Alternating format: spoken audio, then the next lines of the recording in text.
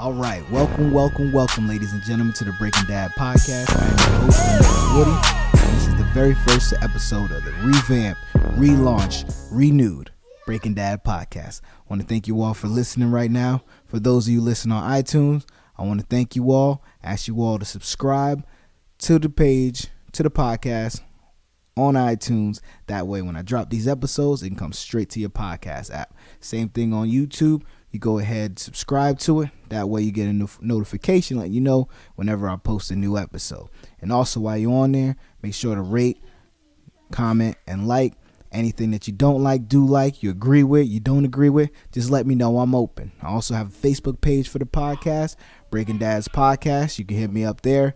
Anything you want to talk about, anything you do or don't like. Same thing goes with the Twitter page, Breaking Dad's PC on Twitter. All right, let's start the show. Okay, so to give you guys a little brief bio about me, my name is Woody, living 28 years old. I'm the father of two beautiful little girls. You can probably hear them in the background. Twin girls, Callie and Amaya. Those are my babies. Yeah, I maybe be able to pick that up. But that's why I call myself the Breaking Dad. I don't get a day off. I'm here, full-time father, loving it every step of the way. So this kind of takes me to my first topic right now. This is where we're at right now in the parenting process of these children and raising them. It's potty training. So for you guys that have daughters, I don't know, but for me, this has been a little bit difficult. I don't have a boy, so I don't know. They say boys are harder to potty train, but this has been a doozy with these two right here. I would say I think that we got an advantage with the multiples just because we kind of have the monkey see, monkey do mentality. Callie and Maya, ever since crawling and walking to sitting up, it's just been like when one gets it, it pushes the other one to do it. So maybe singles are easier because you got one kid to focus on, or maybe multiples easy because one catches it, the other one kind of gets it and pulls them along. I don't know. But I would just say it's been a rough journey. So I got a buddy of mine actually, so this is what we want to do on the Breaking Dad podcast. Let me break this down a little bit. I'm gonna talk about subjects. Later on, I may have guests to talk about some other stuff going on. I kind of want to do interviews and get people going with their stories. I know a lot of people have some really interesting stories that I do want to get out there.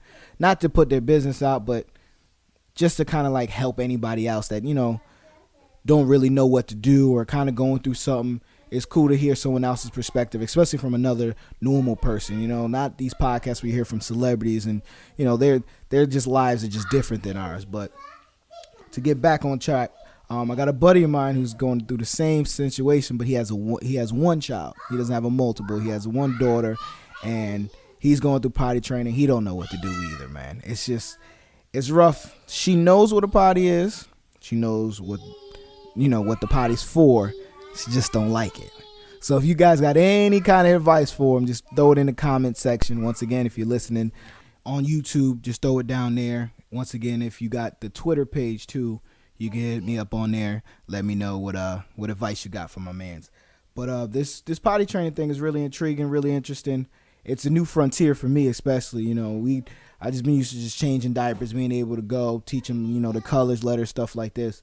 But this is really making me feel like I'm starting to build like these little independent little girls, and it's really interesting. I want to say that it's really eye opening. It makes me feel proud. It definitely makes my fiance proud as well.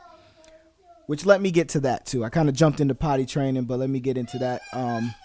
This past year, last July, I went ahead and proposed to my girlfriend, who's now my fiance, Jen. Went out to New York City. We're both originally from New Jersey. Those of you that know me, you know Roselle 908. What's up? So we went up there for my mom's wedding, which was the day before my birthday. We ended up going to Times Square. That was the guy, you know, that was the con. As I went ahead and said, yeah, let's go out for our birthdays, because her birthday's just a few days after mine.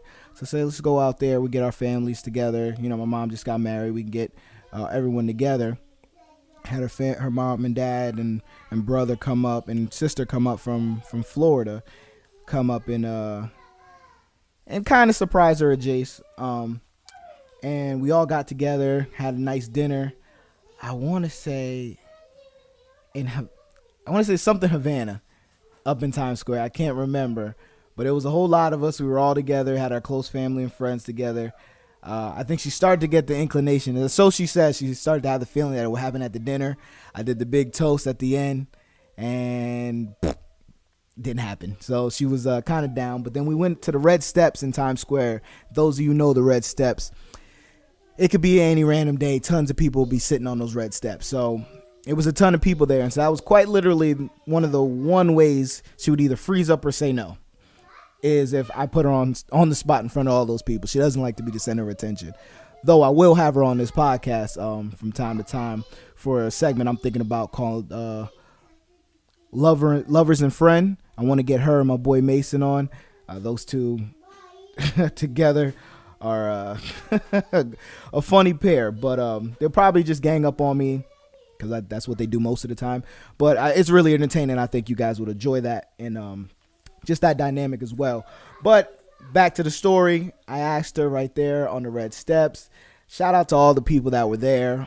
Everybody was, super like they were cheering, clapping, pulling out their phones, recording. I mean, if you see the still of me dropping to one knee, there's one guy who just completely kind of like, he doesn't steal the show, obviously, but he's in the background with the funniest face. Mason went ahead and, one of those street performers that go out there and sing and stuff, went again and had him play John Legend, all of you was all of me, one of those.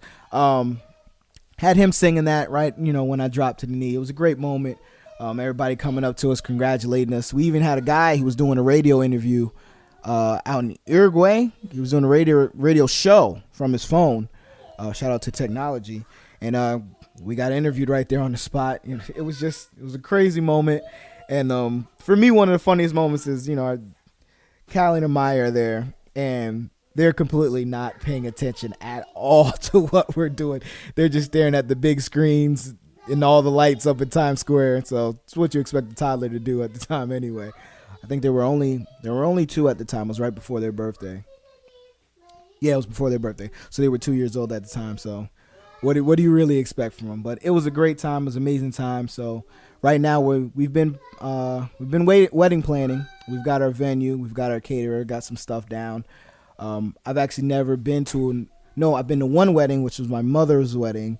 That was the one wedding I've been to in my adult life. I went to one as a child. I was in my uncle's wedding. I was the ring bearer. But besides that, I haven't been to a wedding. So I'm getting an eye, ear, mind full right now with the whole process. But I'm enjoying every step of it.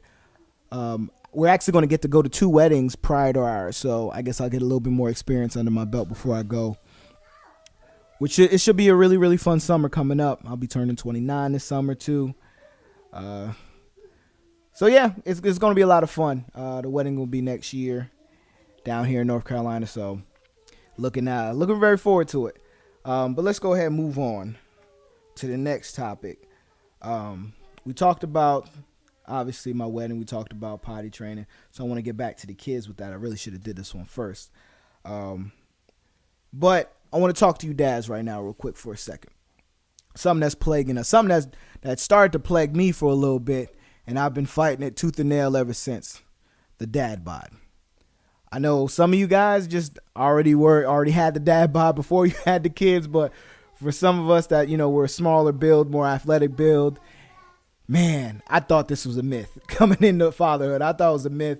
I was like, no way, man. I'm going to keep doing me. Ain't no way I'm going to go ahead and gain weight. What am I gaining weight for? But the dad bod came and punched me in the face. I went from 150 before to 170 now. So I'm still, it's more like I'm bulking up, but trying to fight away the spare tire I got going on over here. So I'll encourage all fathers, not in all parents, period. But once again, Breaking Dads, we want to talk to the dads real quick because it's about the dad bod. Got to get in the gym or whatever you got to do. If you got some people, I don't know your finances situations, but you got to stay active. You got to be active for these kids. Right now, I have my kids at 25. In 10 years, I don't want to be 35 and I can't run around with my kids like that. That's just, Not shaming anybody who can't, not shaming anybody who's overweight. I want you to use this as motivation to go ahead and get yourself right. Get healthy, guys, out here, man. Avoid that dad bod. You want to be able to go to the pool, go to the beach with your kids. No t-shirts in the pool. Maybe not this summer. It's a little late, but by next summer, no t-shirts in the pool, guys. Let's be able to, take care of ourselves. Even if, you're not jacked, you're not ripped, just be healthy, man. Take care of what you eat, especially, for us in the black community. You know how we eat. You know about the fried chicken, the pork chops, all that stuff that we eat that, don't get me wrong, it's delicious. I love it. I eat it myself, and I'm trying to cut back too. So I'm not on a soapbox preaching down to you guys. I'm right in the fight with you. I just recently got a membership maybe a couple months ago to the gym, and it was big for me to find a gym that had childcare. I have my kids during the day with me, so I had to make sure that I had somewhere that had childcare. So I was able to find Lifetime Fitness out here. I don't know where else they're at. I've only heard of them here in North Carolina. I'm sure they're all over. It's a pretty big gym. The one I go to a bronze club. I don't go to the platinum club. That's like $70 just for me alone. They said it was a promotion. I don't know if they do promotions every month or what it might be, but I got in where I'm only paying $10 each for each kid. I got 2, so that's $20 right there, and for my fiance, that's a $20 right there. And myself, I'm 30, so I pay $70 a month for it all. Not to be counting in my pockets. I'm just saying, trying to give y'all guys a general look of what it is. I just got a flyer in the mail though for O2 Fitness for you guys. I think it was a lot cheaper than that. They offer childcare as well. I don't know what they charge per child, but Lifetime works for me. It works for my family, so I'm able to get in the gym. So I'm working on getting that summer body right. It's getting on me. June's already almost here, but definitely by July, I definitely want to be looking a little bit better. Like I said, I put on this 20 pounds, but hopefully I can, turn that into muscle and be looking good out here in these streets. Not just for, just for the look, but I also want to, feel better, be able to run better. I used to be a lot more active. That's another thing is, remaining active. I know it's hard, and it's been hard for me with these two, but I'm able to stay into football. I don't get to play basketball as much as I used to anymore, but for sure, football has been big for me. My girls do pretty good sitting at my games watching, and they're really into it. I've been having them watch football for since they've been bored. So football and wrestling, those are the 2 things I had them watching, and they sit pretty still for, and they enjoy it. And so that they're like my biggest cheerleaders. And everybody, my teammates this year have loved them and embraced them. So I'm gonna give a shout out to all my teammates as well for openly embracing my entire family, not just the girls, but my fiance as well. So I want to give a shout out to everybody there. But for my dads to, put a bow on this, let's go ahead and take care of ourselves any way that you can. If there's any breaking dads out there, fellow breaking dads out there that got any good workout tips, regiments, anything like that, I'll say it like I said it before. Just throw it on the Facebook page, throw it on in the comments here on YouTube, on Twitter as well. You can DM me wherever. Just let me know. Just let's work together. Anything you can find, any good workouts that y'all know, throw it on in there. Let's get this thing together, fellas. Let's get right. Let's go ahead. We're gonna move on to basically. I want to try to keep this podcast loose. It's not solely based on just parenthood. Been going on maybe 14 minutes strictly on parenting. Each episode is gonna be a little different, but it's all gonna have similar flavors. But actually, no, I take that back. It's not going to have similar flavors, but it's going to have similar feels to it, but it's not going to be solely based on that. I also want to get into movies. I want to get into music, current events, anything like that that's really going on. Speak on the culture a little bit too. I know some people, it's real testy nowadays, but I'm only going to speak my truths, man. In my opinion, in my point of view, that's the best I could do. And like I said, I will have guests on. Callie singing back there, I hear. Callie love to sing, man. But yeah, so recently I was able to go out. We've been able to find time. Me and my fiance been able to find time to go out and enjoy ourselves and be, because that's important too for parents, to make sure you spend time with each other. You know, your mom and dad all the time, but it's always good to be, you know, boyfriend or girlfriend, fiancés, husband and wife, wherever your situation might be. It's always good to find times for yourselves and find that balance where you want to spend all your time with your kids, but you got to have time for each other and yourself as well. So lately, it's been a blessing. We've been able to, you know, get some time. Tuesday, she surprised me with tickets to WWE SmackDown that came down, SmackDown Live that came here to Raleigh. Yes, I still watch wrestling and I love it. Judge your mother, debate your goldfish. And I had a ball. I absolutely had a great time out there. It was my first WWE event, or no, my first WWE event live, and I had fun. When I tell you I completely like marked out and completely like just had fun, I was up there clapping, chanting, screaming, doing it all. I mean, she paid money for us to be there. I'm gonna make sure I have a good old time, and I'll say that too. That's a little bit of a pet peeve of mine. I know I'm going off on a tangent a little bit right here, but when you go to these events, people, this is something I realized, because we went to Wale last year, and Wale came out to the Ritz here in Raleigh, and there was a lot of people in the crowd just kind of like you came here, you paid money. Obviously, you're a fan. You just get there and just stand around and mean mug and don't want to dance or sing or nothing like that. I'm not saying you got to go out there with a whole routine, but just got, you know, a two-step or something. But, you know, when you go to these events, go have fun, man. Don't worry about what the people next to you going to think. That's not you. You here to have fun, just like they are. And if they don't want to have fun, that's shame on them. I'll just say that. I'm sorry I got off on that tangent real quick, but that was just something that really bothered me for the people. There was one guy right next to my fiance Jen that, you know, guy was just sitting there. It's just like, I'm sure your lady bought these tickets for you, and you're just sitting there, just stone faced, like the entire time. Like, no, there's no way you're gonna tell. Even if you know, let's say you were bored and you didn't really enjoy the product, boo, then do something. You know, it's just a pet peeve of mine. I don't know why people do that. I've noticed that trend here in Raleigh, especially, and Raleigh do better because we're the capital, but we're not the biggest city. I think a lot more places go to a lot of big events go to Charlotte, but you know, when we get stuff here in Raleigh, just show out so we, you know, they can feel like we're a great crowd and come back.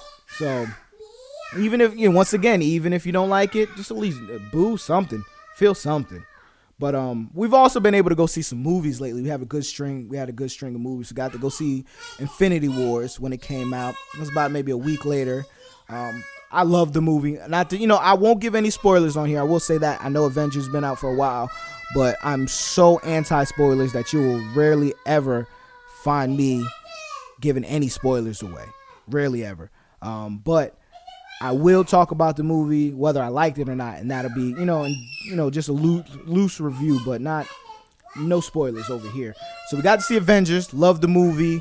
After I had to be talked down by my boy Mason. Shout out to Mason. I had to get on the phone with him the next day, and he explained everything to me. So I was distraught when my boy T'Challa went. I was distraught. Like I couldn't enjoy the movie. That honestly, at that point, I couldn't enjoy the movie until he went ahead and explained everything. Then I was able to look back and be like, all right, yeah, I like that movie. It was a good movie. So then we also got to see Deadpool 2. Hilarious. That one's out fairly, some people still might not have seen it, so I won't say anything. But well worth it. Hilarious. Up there with the first one. Solid sequel. I will recommend it to anybody. So hopefully we'll be able to go out and see some more. I don't know. I think maybe Incredibles is up next or something like that. Incredibles 2. That's for us. I mean, that's not for the kids. That's for us. So I'm really excited to see that as well. So if there's any movies you guys are into, just go ahead and let me know on the Twitter page, Breaking Dads PC on Twitter. Let me know what other movies you guys are out there interested in. Anything else you want to watch. We could even talk about shows on here. Let me know what shows y'all into. I'm always open to new shows. Right now I'm binging in The Wire. I know I'm super late. I'm catching up on The Wire. So if you catch me saying any news or chews or dugs, please excuse it. I'm watching so much Wire right now that I'm developing a Baltimore accent on accident. But we also got, what else am I into? These shows I'm at. The Flash just finished. I'm into The Flash. Me and my fiance, we watch all the Love and Hip Hops, the Black Ink Crews. We're into those shows. Once again, judge them over. I don't care. We are also watching Jane the Virgin. That's a good show that we're into as well. Modern Family, all of those. If there's any of those shows you like, let me know. I'll get into those a little bit. Throw out some more in there. I know we just binged 13 Reasons Why season 2. Love that show. I finished Dear White People season 2. Finished that as well. I also finished Black Mirror. We're in the Black Mirror. Love that show. Jen still has to go back and watch some more episodes. She hasn't seen them all, so we'll definitely want to get her opinion on those as well. So we're gonna move on from movies. We're gonna jump into music right now. For my hip hop lovers, my hip hop heads, we're in a hell of a time. It took me 20 minutes. I wanted to hold off for 20 minutes before I discuss this, because this one right here, this one's big to me. Actually, you know what? I'm gonna hold on. I'm gonna hold off. First, I want to discuss this music video just dropped. Cardi B just dropped the I Like It Like That video. I know it's been overshadowed by what, the other topic I want to get to, but that song right there was my favorite song off her album. She just dropped a video. It was a very good video. I think that music videos are starting to come back. That's something that I'm really, really happy about. The visuals are starting to mean more. It seems like the record labels are starting to put money back into it. It's not just everybody on the green screen, doing whatever, or somebody with a camera just going to the club or in a studio performance.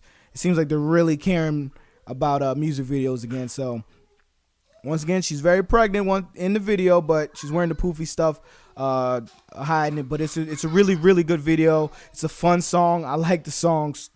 That's my favorite song on the album easily. And it's a really, really good video. I liked it. Shout out to Cardi B. Keep doing your thing.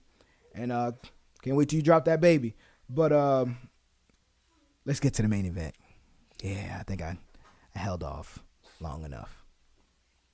Drake and Pusha T. Oh, man. God bless you, baby. You're welcome. Man, Drake and Pusha T, man. Sheesh.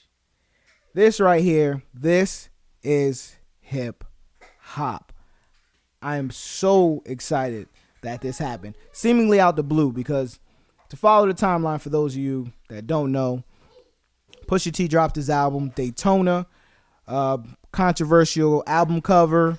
The bathroom sink that Whitney Houston died in. Apparently, Kanye West paid a lot of money to the photographer.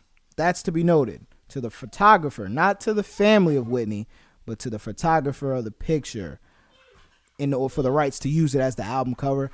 I didn't get how it connects to Pusha T's album, which was a 7-song album, which I'm not the fan of. I like my 10 to 12. I'm a fan of skits, but I know not everybody can do skits, but 10 to 12 songs on the album, for me, that's around what I grew up in. But 10 to 12 songs, I like it. It was only 7, but it was still good quality music from Pusha T. I like Pusha T's music. Hold On is still in my rotation. I love that song with him and Ross. I want to say Ross is on. Yeah, him, Ross, and Kanye produced it. That song still is in constant rotation for me. But Pusha T's album, I enjoyed it. Daytona was good. But everybody's talking about Infrared. Let's be real. Everyone's talking about Infrared, the song where he takes his shots. Once again, at Baby, he mentions Lil Wayne. And, of course, he talks about the boy, Jersey Drake. So that led to Drake responding with his own freestyle, the Duppy freestyle, which I had no idea what the hell Duppy was, which I then found out what it meant, which I think it means like ghost or something like that. And something like that. Still not all the way sure what the heck it means, but Drake came with some fire. He came back because Drake's calculated. It seemed like he had this in the tuck already. I think he had the album early. I want to say he had the album probably like maybe a day or two before us, because I want to say I saw some places had it available for download about a day early, which is not that bad. I'm from the era of bootlegs, when your CD like the bootleggers had it a week before it was supposed to drop.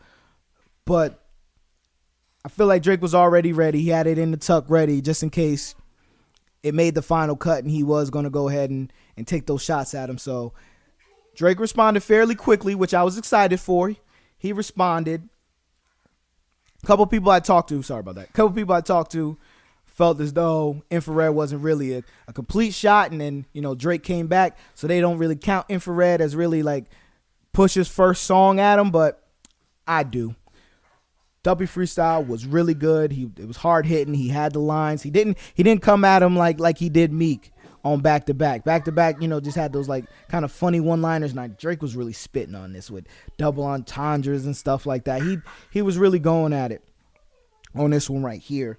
And then Pusha responded again. Apparently Pusha wasn't a fan of Drake's line about his fiance, which to me, I just say he just said her name. Once again, he said it in a witty way. I believe he said, before I put a ring on you, like Virginia Williams, which is her name. And Pusha wasn't with that. He, by all means, I feel like when it comes to children, which is a little foreshadowing, and it comes to women, I hate to say your woman, but your woman, when it comes to the one, that's his fiance, obviously, or I think his wife now. You mention her name, you mention them, and all bets are off. So he didn't like it, and he responded with the story of Adion. I want to say the story. I don't know how to say it. I want to say the story of Adion, which came. Well, let's say when Drake dropped Duppy, he had the line at the end about the invoice. Pusha responded on Twitter saying, "Well, send the invoice," and Drake responded with the invoice, which was a dope move. It was a dope move. It was classic Drake. You know, Drake's there with the memes. He's on top of that.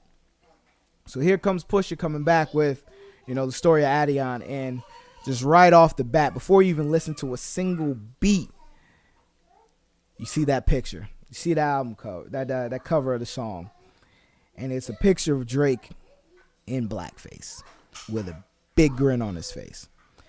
And at first, it's very, you know, once you can clearly see it's not Photoshop or anything like that, it's very, very confusing. And I want everybody to pump their brakes for a second, and by the time you're hearing this, you would already seen Drake's response, but I'm going on, you know, my timeline as it happened in my head. I had to say, well, hold on, something's going on here. So I examine the picture. I see his shirt. I see it has a little crow on it. And then it kind of looks like it says Jim Crow on the inside of his shirt. So I'm like, okay, maybe this was a photo shoot. And this was like him trying to, you know, do something. So I did my research, did my Googles, which I implore everyone to do before you make your snap judgment. I did my Googles. I looked it up. I researched it. There was actually two photos in it. There was the one where he's smiling and, you know, he's got the big smile on his face with the Jim Crow shirt on. And then it's, you know, he's still in blackface in the second one. And I believe that one's in black and white. And it's more somber. He's more sad. And it was explained to me, you know, before Drake actually came out and said something, that it was supposed to be something about the portrayal of black. This was back when he was, you know, in his acting days, heavy. It was supposed to be the portrayal of the struggles that black actors go through at the time, and I want to say even, you know, right now, which I think he said as well. With, you know, do you stay true to yourself and, you know, kind of, you know, do what you got to do to get ahead, which we know there's a lot of people cooning out here and doing some crazy stuff, you know, for the fame and the fortune, which has always been a thing, but we know how this goes. Let's be real. Not everyone needs a history lesson here. I'm not going to go too deep on it, but he had the blackface on, so it was supposed to show the two sides, or even this is what the guy does, and he may have the smile on his face, but this is truly how he feels about it behind you. It's art, so it's supposed to make you, you know, think. It's supposed to invoke emotion. So he explains it. I don't know why everyone's forgetting that Drake himself is black. So, I mean, I understand how blackface offends people, but it's one of those things where it's offensive, especially to me. I'm going to speak for myself. It's offensive to me when someone who's not black. It's kind of like, I hate to take it there, but it's kind of like the N-word. You get offended when someone who's not black uses it, or someone not of the culture, you know, that's another thing, with some people don't like Spanish folks saying it, but I grew up around Spanish folk that say it all the time just because, I don't know, that's just how it was. But not to get too off subject, I feel like that's how I feel about the blackface, especially if you're using it as a piece of art, not to like mimic or down or do anything like that. It's there to provoke. Yeah, I think that's the word I'm looking for. To provoke conversation and get you to think. So, and provoke emotion, and not just emotion of outrage, but just to, man, you could feel for that guy in that picture. I mean, they're really powerful images. And that's why it was just so crazy when Pusha had it. To bring it back to when Pusha had that as the album cover, the song cover. I keep saying album cover. When he added the cover of the diss record, it's just like, whoa. And this is before we even hear a single beat, a single bar, a single syllable from Pusha Terrence. Man. Pusha then begins the song, and he puts his foot on Drizzy Drake's neck. Man, oh man. First off, talking about his mom, and once again, this is why it goes back to once you start talking about children and women, guys don't play that. So he goes at Drake's mom about how she has never been married, how Drake kind of bigs up his dad, which I didn't agree with because he bigs up his mom too, but how he bigs up his dad, who left his mother as well, and then he drops the bomb. Boom. He claims that Drake has a son that he does not claim, that he does not promote, that he does not want the world to know about, by a stripper. Woo. I was flat. I mean, I heard of the rumors about around last year. I didn't know she was a porn star. I thought she was just an urban model, and I just did air quotes. I think her name was Rosie Devine, something like that. I think I'm sure the blogs got her face all over the place now, but we've heard the rumors, whether or not that was his child or not. Years ago, we've kind of forgot about it, but I mean, for someone to now be shedding light on it, it makes it feel realer, it makes it feel a little bit realer for, it to be a year later and, these things are still going on. We don't know. It might just be total allegations. It may just be she said that he heard and he's taking the shots. Cause he went there, man. He, talking about how feeling Drake is perpetuating a cycle about, his dad left his mom and now he's not being with the mother of his kid, and he's not even claiming his kid. And I mean, Drake did just say he only loves his bed and his mama. He's sorry. So I mean, that's a rough one, man, if that is true. And then he may have also dropped another bomb, saying that maybe Drake has left Jordan and gone to Adidas, 3 Stripes, and saying that he's going to have a clothing line come out that was supposedly named after said son, which could have been the whole rollout for this child thing. Who knows? I mean, it's bonkers, man. I'm just completely shocked. I'm looking at it right now. Yep, they have Rosie's face all over the place, and they sure as hell have cleaned up her Instagram. It is looking a lot more motherly, because Rosie before had all her pictures up there. But to move on, he then went on to talk about Drake's best friend and an engineer, 40. Now this is where I'm a little perplexed a little bit with this whole thing. I don't know how to feel completely. I just don't. I come from the era of, I felt like Jay-Z won the beef between him and Nas. Condoms on your baby seat. I'm from, say whatever, take jabs at whatever. All's fair in love and war. That's the era I come from with hip hop. But I mean, your sick friend, the sick friend thing. I don't know. I feel like people talk about each other's moms. People talk about each other's, I don't know. I feel like kids in terminal illness should just be out of it. I don't know. I don't know. I completely don't know how I feel about the 40 line. It wasn't all that creative though also, so that's another thing. But it's one of those, just like a gut punch. It don't really need to be that accurate as long as you really hit. It don't have to be that sharp. Once you hit them in the gut, you don't really have to be that sharp, but it's felt regardless. So, I mean, man, I did that. So I don't know what to score it as. I feel like, this is round 2. If people want to count Infrared, I know some people don't want to count Infrared, but if you want to count Infrared Duppy as round 1, I feel like Drake won that round. And so far, Push has dropped round 2. We need to see what Drake is going to say, if he's going to say anything at all. He's in album mode. He's in the studio. It's been, a couple days now. I don't know. Let's see what the boy Jiggs Drake got to do. But this is big for hip-hop. This is going to be a big summer. Amongst all this, we've got Kanye West dropping on Friday still as well. So who knows if, Push has got something on that album, because, Drake took some shots at Kanye too on the Duppy. I skipped over that, but he took some big shots at Kanye West as well. I feel like he was collateral damage with, the ghostwriting stuff. We really need to put to bed the ghostwriting stuff with Drake. It's over, dead, and done with now. We know that we're in this era where our rappers aren't writing everything. They're just not.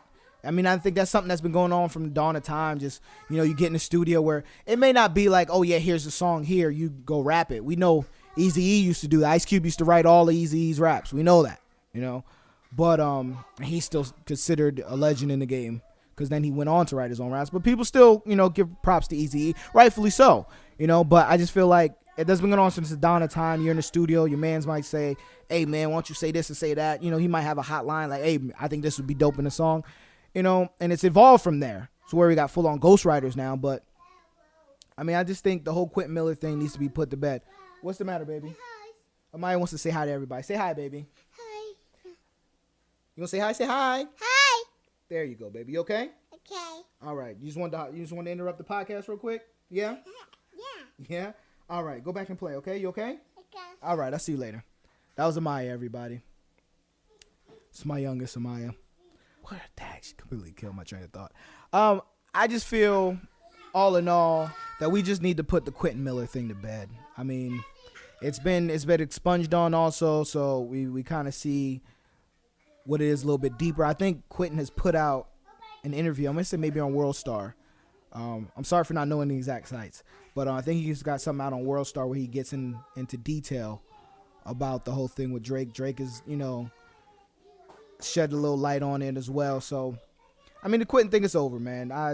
We know our greats. It's only in hip-hop. Hip-hop's truly the only genre where you get flack for not writing everything. We get it. We know where the essence came from, especially if you're a hip-hop head. You understand the essence of hip-hop and how it was, supposed to be you. This is you, your words, your experiences, your wit. That's what makes you great. If you're good at being able to be witty or be able to come up with, hard, dope lines or hard-hitting lines. Some people are able to deliver things really well. That's always supposed to be from you, though.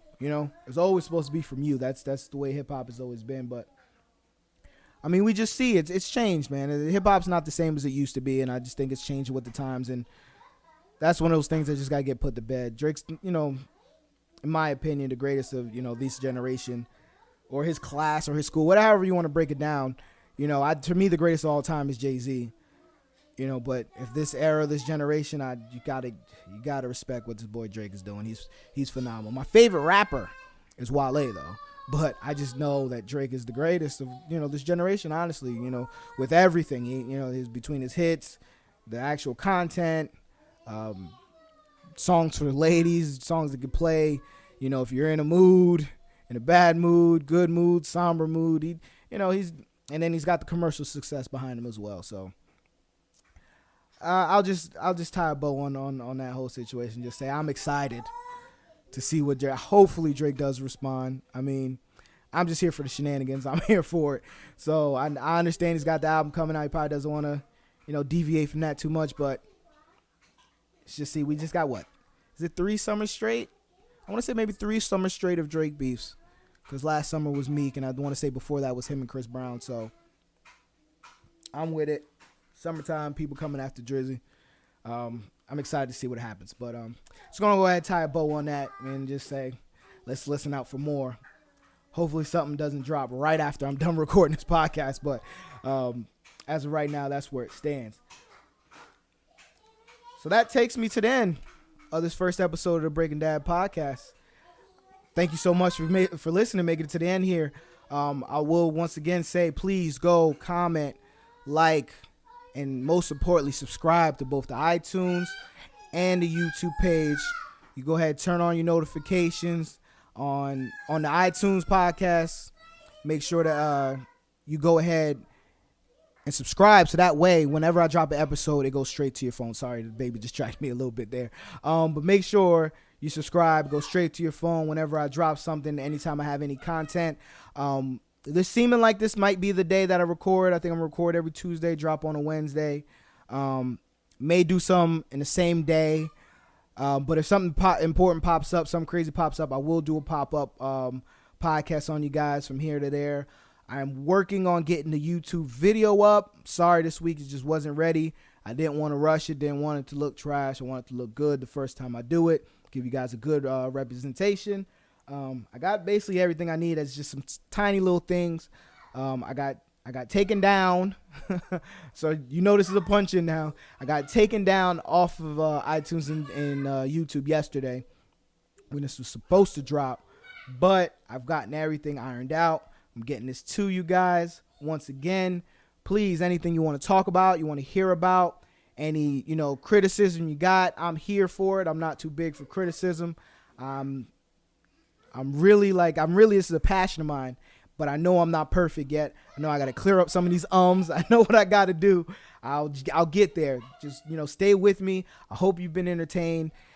Things are only going to be better from here on out. All right. So thank you all for listening. Episode 1, Breaking Down Podcast. I'm out.